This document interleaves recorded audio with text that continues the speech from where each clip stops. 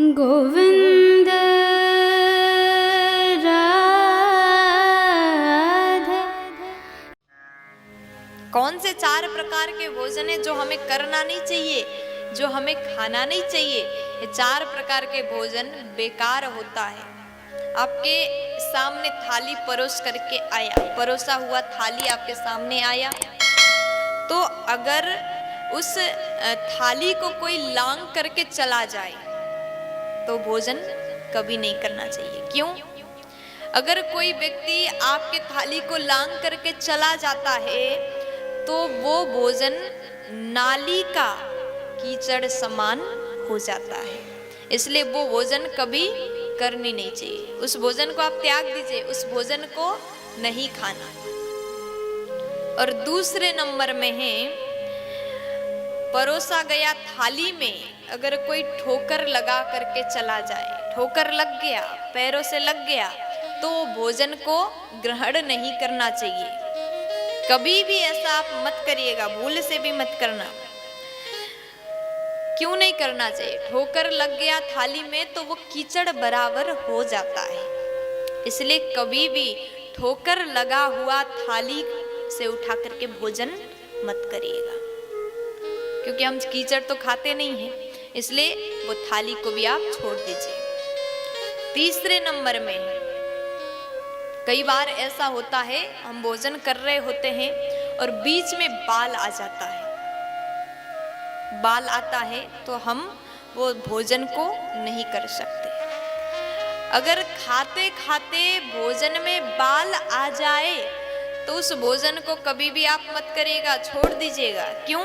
अगर ऐसा भोजन अगर आप करते हैं तो वो भोजन दरिद्रता प्रदान करता है, इसलिए बाल गिरा हुआ, इसलिए कहते हैं माताएं, जिसका लंबा बाल हो, जिस बहन का लंबे बाल हो, खुले बाल करके रसोई घर में ना जाएं, रसोई घर में कंघी ना करें। रसोई घर में कंघी करने से बाल गिरता है और भोजन में उड़ करके चला जाता है। वो भोजन खाने से, वो भोजन हम ग्रहण करते हैं, बाल मिलता है तो दरिद्रता प्रदान करेगा, इसलिए बाल गिरा हुआ भोजन भी करना नहीं चाहिए। और चौथे नंबर में बताते हैं कि पति और पत्नी एक थाली में भोजन ना करें, है ना? अब देखो यहाँ माताएं हंस रही हैं, क्योंकि जमाना, आज के जमाने में सब लोग ऐसा ही करते हैं। पति और पत्नी, पहले घर के बड़े बुजुर्ग खा करके चले गए। ये बात अच्छी है कि आप पहले अपने सास ससुर को, आपके घर में जो भी आपसे बड़े हैं उनको खिला दिए, उनको अच्छे से भोजन परोस करके खिला दिया, वो चले गए, ये तो आप अच्छा कर रहे हैं। लेकिन उनके जाने के बाद पति और पत्नी एक ही थाली में बैठ करके भोजन करते हैं। आज के नए जमाने के लोग सोचते हैं कि हम बड़ा अच्छा कर रहे हैं। कभी भी गलती से भी ऐसा आप मत करिएगा। अगर आप ऐसा करते हैं तो वो भोजन शराब समान हो जाता है। पति और पत्नी एक थाली में एक साथ भोजन करे तो मदिरा समान हो जाता है। और आप कहो मदिरा तो आप खाते, ग्रहण नहीं करते, पीते नहीं हैं, तो एक थाली में भोजन करना बंद कर दीजिए। अच्छा, यहाँ कहते हैं पति पत्नी एक थाली में नहीं कर सकते, तो क्या करना चाहिए?